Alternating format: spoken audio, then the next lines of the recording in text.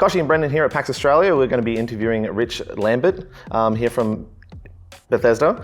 He's going to be asking some questions mostly about ESO and kind of the surrounding platform regarding that. Sounds great. So tell us a bit about yourself and what you do at ZeniMax. I am the creative director on ESO. Yep. So I've been working on it for 12 years now, which is a very long time in the games industry. Yep. And ESO is kind of my baby. I love talking about it. I love watching people play and just learning about the game. And so as part of the creative director for that, what do you oversee pretty much everything regarding that? I am ultimately responsible for everything that goes into the game. The good and the bad. The good and the bad, yes. Now I don't do all of that myself. Obviously I have a really talented team that does a lot of the heavy lifting on that stuff, but I manage all of the day-to-day and make sure that the things we're putting in the game meet certain standards and fit into the Elder Scrolls world. So with the recent release of the expansion 4 for Elder Scrolls Online, how well has it been received by the fan base? It's been amazing to see people take to it. Dragons are obviously a huge draw. It's something we wanted to have in Elder Scrolls for a very long time, but the new class, the Necromancer, is something that's been really, really positive. And then seeing people take to the Khajiit and learning more about the Khajiit. They've only really been shown as kind of these bandits, these traders in other Elder Scrolls games, and we were able to dig more into that culture and show kind of the spiritual side of them and kind of who they are and what they're all about. Cool. And more depth to the characters is always good. I'm guessing the online has just been asking them for them for a while. Oh yeah. Yeah. Just extending from that, are there going to be any major changes or improvements? Well, so in the fourth quarter, we are releasing a story DLC called Dragon Hold. So that continues the season of the dragon. It's actually the culmination of the season of the dragon, where you're going to meet up with members of the Dragon Guard and kind of put the band back together. And you're going to learn more about the Dragon Guard, who they are, what they're all about. And if you've completed the chapter and completed the story DLC, then it unlocks a series of quests that allows you to kind of put an end to the season of the dragon. And we've had recently, Sony has kind of released a statement saying we've got cross-play, we've got everything available. How does that impact in the ESO world? That is a difficult thing. Yeah. We've been working on the game for 12 years.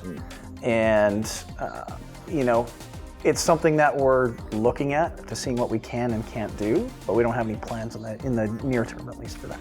Diving more into the lore, I guess, for ESO, and it's been this, as you said, the decade, over a decade work on it. Is there any untapped section that you really want to dive into, just personally, not necessarily in the grand scheme of things?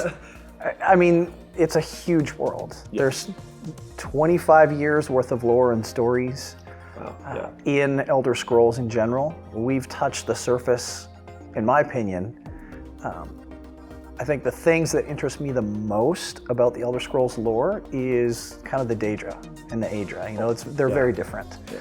And exploring outside of kind of the regular Tamriel world, and going more into that ether and that magic and mythos is pretty entertaining, interesting. So you said the quarter 4 for the next expansion. Do we have anything more confirmed, I guess, or is it? So it is going to be on the consoles and the PC, and everything's going to be released at the same time. We usually do PC about 2 weeks before consoles, just for certification reasons and whatnot. But yeah, it's 15 to 20 hours of new story content. There are a bunch of performance improvements in there as well. We've been, since July, we announced, kind of a multi-update plan to kind of improve performance in ESO overall. So that was in July, and this update is going to have the first bit of that in there, which is we reworked how we handled memory in ESO so that players would have a more stable experience, so they don't crash as much. Performance is improved because memory isn't being thrashed about. We optimized how we handled all the memory stuff. So that's the first big bit. The game is huge, obviously, and each first party, so Sony and Microsoft kind of have their own standards and goals and guidelines, and you have to adhere to both of them.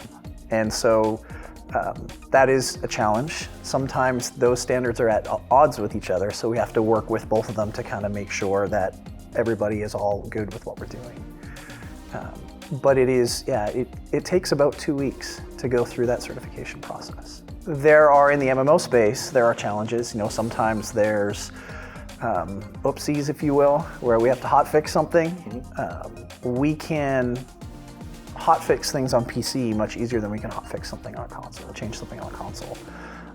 If it's just a server binary, we can kind of do it whenever we want, but if it requires a client change, it has to go through the certification process again, so that takes time. All right, so to finish, I guess new players or people who are checking out the game want to be excited or see what's different in ESO. What can you give them to get them excited? Well, outside of dragons and necromancer and cat people, I think the big differentiator in ESO compared to other games is how accessible it is. So back in 2016, we implemented what we called One Tamriel. And this was when we removed a lot of the arbitrary level gates to exploring the world and allowed you to play with anybody, you know, regardless of level. So, you know, it really is an Elder Scrolls experience. You can go anywhere, you can do anything, you can play with anybody, and you're never behind.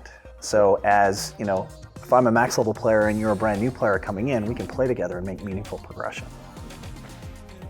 It's really good. Well, thank you very much for your time. It's been really, really good talking to you and finding about ESO. Now I want to go back and play it, I think, when I get home. Awesome. Yeah. Thank you very much. Sure thing. Thank you.